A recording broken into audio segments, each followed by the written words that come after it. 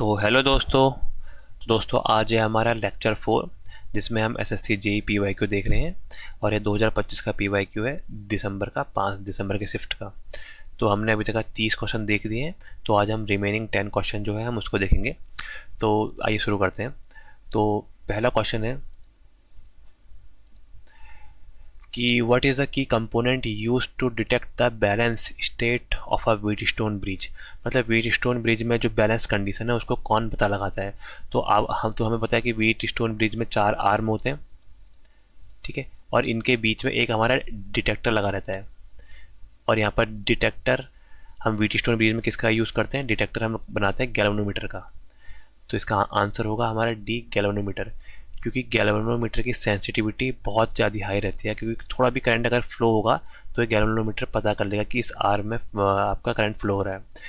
Balance condition में galvanometer के through कोई भी करंट फ्लो नहीं होता है, मतलब आईजी की वैल्यू बैलेंस कंडीशन में 0 रहती है।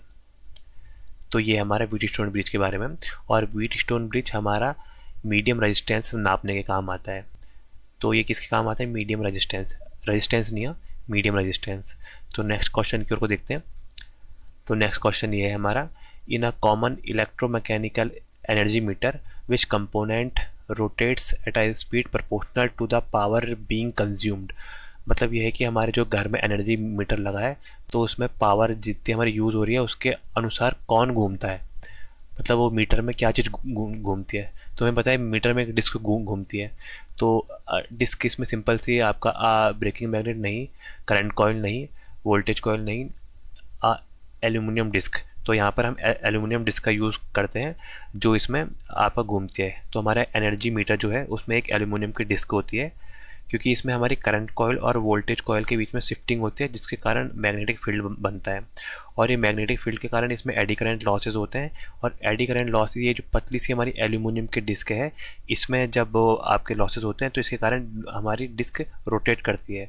तो यहाँ पर जो आपका स्पीड ऑफ डिस्क है, यानी जो स्पीड ऑफ डिस्क एन कह देता हूँ, वो directly proportional to power consumed P के बराबर होता है। तो यहाँ पर आंसर हो जाएगा डी। नेक्स्ट क्वेश्चन की ओर को देखते हैं। तो नेक्स्ट क्वेश्चन है, what is the common safety precaution to take when using a megger. Megger को यूज़ करते समय हमें क्या सावधानी रखनी चाहिए। सिंपल से ये पूछा है। तो इसके ऑप्शन दिए हैं, use the highest voltage setting possible, ensure no one in the contact with the conductor being tested, फिर दिया है वियर मेटल ग्लव्स, और stand on a metal ladder. तो हमें सबसे पहले जानना है कि मैगर क्या होता है। मैगर हमारा इंसुलेशन रेजिस्टेंस मापने का काम आता है, ठीक है। इंसुलेशन रेजिस्टेंस मतलब जिसका रेजिस्टेंस बहुत हाई होता है मेगा ओम में, यानी हम इसका उपयोग केबलों के रेजिस्टेंस मापने के काम आता है। और बाकी हमारा जो मेगर है, मेगर में हम यहाँ पर जो वोल्टेज प्रोवाइड करते हैं, हम यहाँ पर डीसी वोल्टेज प्रोवाइड करते हैं। कौन सी वोल्टेज प्रोवाइड करते हैं, डीसी वोल्टेज। और ये डीसी वोल्टेज की वैल्यू हमारी होती है 500 वोल्ट से लेकर 2500 वोल्ट तक का। तो इतनी हाई रेटिंग की हम डीसी वोल्टेज प्रोवाइड करते हैं। तो हम अगर ये हमारा कंडक्टर में हम या फिर कोई भी सामान हमारा कनेक्ट है तो इसके थ्रू हमारा शॉक लगने के खतरा रहता है। डीसी इतनी हाई वोल्टेज की, अगर इतनी हाई लेवल की वोल्टेज है तो इसका सही आंसर हो जाएगा ये B, ensure no one is in the contact of conductor being tested. जो भी कंडक्टर हमारा टेस्ट किया जा रहा है उसके कॉन्टैक्ट में कोई भी ना हो, क्योंकि कोई भी अगर होगा, क्योंकि इतनी हाई वोल्टेज है तो शॉक लगने का खतरा बहुत ज़्यादा बढ़ जाता है। तो हम इसमें ये सेफ्टी प्रिकॉशन यूज़ करते हैं इसको यूज़ करने से पहले। अगला क्वेश्चन देखते हैं। अगला क्वेश्चन है, विच protection scheme is generally used for the main protection of a generator. Generator के प्राथमिक सुरक्षा के लिए हम कौन सी स्कीम का उपयोग करते हैं। तो इसका सिंपल सी ऑप्शन है डिफरेंशियल प्रोटेक्शन। अगर होगा तो डिफरेंशियल प्रोटेक्शन, ये देखिए बी, डिफरेंशियल प्रोटेक्शन। हम इसमें जो मेन प्रोटेक्शन यूज़ करते हैं वो मर्ज प्राइस डिफरेंशियल प्रोटेक्शन, एमपीडीपी लिख दिया मैंने, मर्ज प्राइस डिफरेंशियल प्रोटेक्शन। ये एक इंटरटर्न प्रोटेक्शन होता है जिसमें हम क्या करते हैं, जैसे जनरेटर का ये हमारा इंटरटर्न है, ठीक है। तो इसमें इसमें हम करते क्या है, यहाँ से करंट और यहाँ से करंट को नापते हैं एक रिस्ट्रेनिंग कॉइल के थ्रू। तो हम हमारा जो आपका डिफरेंशियल प्रोटेक्शन है ये हमारा ट्रांसफार्मर का मेन प्रोटेक्शन होता है। इसमें हम मेनली मर्ज प्राइस आपका डिफरेंशियल प्रोटेक्शन यूज़ करते हैं, जो हमारा सर्कुलेटिंग करंट होते हैं उसके प्रोटेक्ट के लिए काम आता है। ठीक है, इसमें हम क्या करते हैं, जो करंट एंटरिंग है और करंट लीविंग है, इन इन दोनों का हम रेशियो देखते हैं। क्या है आई, जो आई एंटरिंग है, आई ई मान लिख दिया मैंने एंटरिंग, और आई लीविंग, अगर ये दोनों बराबर नहीं है तो यहाँ पर तो ये सिग्नल देता है कि इसमें इंटरटर्न फॉल्ट हुआ है। ठीक है, तो आपको समझ में आ गया होगा कि जनरेटर के लिए जो हमारा मेन प्रोटेक्शन है वो डिफरेंशियल प्रोटेक्शन है। इसमें भी हम मेनली मर्ज प्राइस डिफरेंशियल प्रोटेक्शन यूज़ करते हैं, जो हमारा सर्कुलेटिंग करंट को बताता है कि इस इंटरटर्न के बीच में कोई सर्कुलेटिंग करंट तो नहीं बह रही है। और ये हमारा कहाँ लग रहता है, स्टेटर पर, स्टेटर वाइंडिंग पर। ठीक है, स्टेटर वाइंडिंग पर। तो अब नेक्स्ट क्वेश्चन देखते हैं। तो नेक्स्ट क्वेश्चन एक न्यूमेरिकल है। इसमें लिखा है a 20 MVA 11 kV generator is protected by a percentage differential relay. The CT ratio इन्होंने दिया है 1000/5। The relay has a pickup current of 0.2 ampere, pickup current भी दी है। The generator is operated at 80% of rated current. ठीक है, इसका कोई यूज़ तो है नहीं अभी। What is the minimum internal fault current in ampere that will operate the relay assuming no restraint. ठीक है, इन्होंने नो रिस्ट्रेंट पहले ही बोल दिया है। तो इसमें हम अब क्या करेंगे, देखिए हमें क्या दिया, हमें पिकअप करंट की वैल्यू दी है, आई पी की वैल्यू दी है। पिकअप करंट हमें निकालना नहीं है, इन्होंने खुद ही वैल्यू दी है। आई पी की वैल्यू 0.2 एम्पियर इन्होंने पिकअप करंट की वैल्यू दे दी है। और सी टी का जो टर्न रेशियो दिया है, सी टी रेशियो वो है 1000/5। जब हम इसको डिवाइड करेंगे 5 टू द 10 तो ये आ जाएगा 200।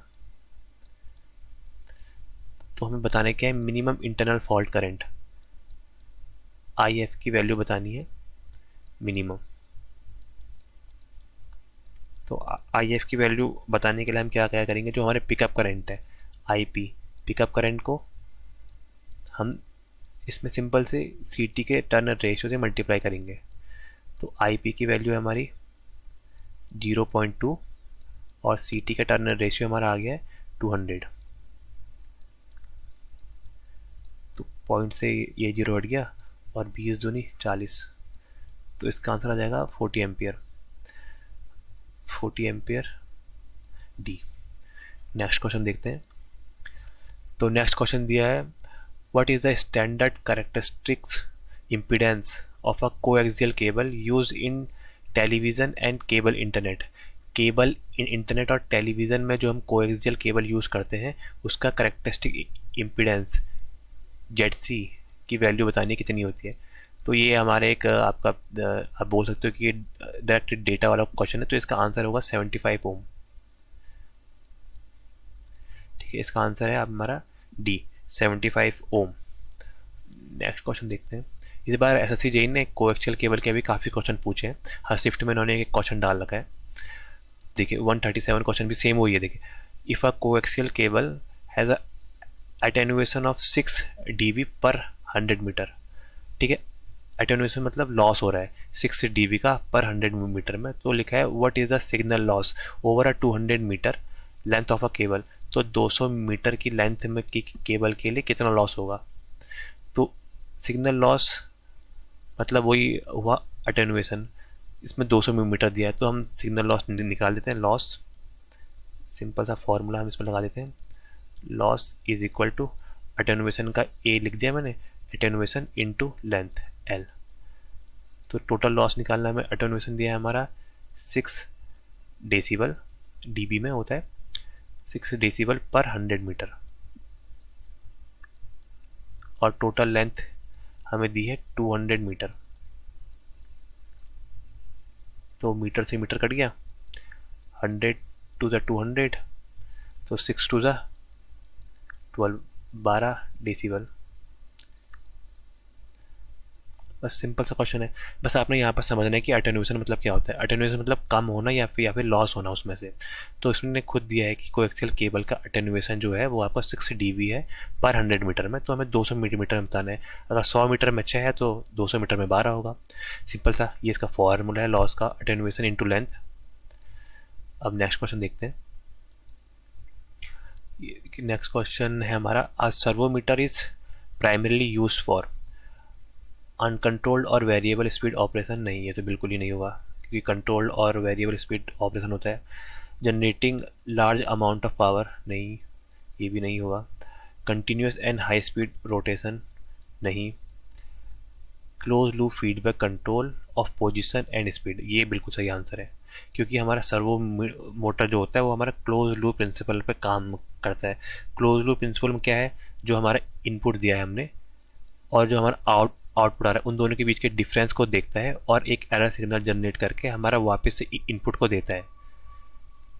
तो हम लोग एनकोडर और सेंसर वगैरह यूज़ करते हैं, जिसके थ्रू ये एक कांस्टेंट हमारा फीडबैक प्रोवाइड करता है कंट्रोलर को, और हमारा एक प्रिसाइज स्पीड कंट्रोल कराता है। तो ये रहा सर्वो मोटर के बारे में। आप इसमें मेन चीज़ देखिएगा, हर एग्ज़ाम में आया है कि किस पे काम करता है। Close loop feedback control system पे काम करता है, ये पोजीशन और स्पीड के लिए होता है। अब हम इसका नेक्स्ट क्वेश्चन देखेंगे 139, जो आज का 9वां क्वेश्चन है। What is the typical power range for a fractional horse power motor. Fractional horse power motor को हम FHP बोलते हैं, FHP। फ्रैक्शनल मतलब आप भी समझ गए होंगे, फ्रैक्शनल मतलब होता है हिस्सा, हॉर्स पावर का एक हिस्सा। तो ये तो फ्रैक्शनल हॉर्स पावर की रेंज बतानी है, तो रेंज होती है 1 हॉर्स पावर से भी कम होगी, लेस देन 1 हॉर्स पावर। ये फ्रैक्शन है ना, हॉर्स पावर का भी फ्रैक्शन है। आपको 1 हॉर्स पावर की वैल्यू बता देता हूँ। 1 हॉर्स पावर होता है हमारा 746 वाट, 746 वाट के बराबर। ठीक है, अब हम नेक्स्ट क्वेश्चन देखते हैं। ये है हमारा आज का 10वां question. Which of the following is analogous to resistance in a magnetic circuit. Resistance के समरूप मैग्नेटिक सर्किट में क्या होता है, तो यहाँ पर दिया है मैग्नेटिक फ्लक्स, परमिबिलिटी, रिलक्टेंस और मैग्नेटोमोटिव फोर्स। तो रेजिस्टेंस हमारा इलेक्ट्रिकल सर्किट में यहाँ पर लिखता हूँ EC इलेक्ट्रिकल सर्किट, और magnetic circuit MC magnetic circuit. ठीक है, तो इनके बीच में आपको थोड़ा सा बता देते हैं। तो यहाँ पर इलेक्ट्रिक सर्किट में जो हमारा फ्लो होता है वो होता है हमारा करंट। करंट के एनालॉगस मैग्नेटिक सर्किट में होता है फ्लक्स। सेकंड है इसमें परमिबिलिटी। ठीक है, परमिबिलिटी मतलब क्या होता है, ability of a material to easily pass a flux through it, मतलब आसानी से फ्लक्स इसमें पास हो जाए, तो इसको हम बोलते हैं परमिबिलिटी।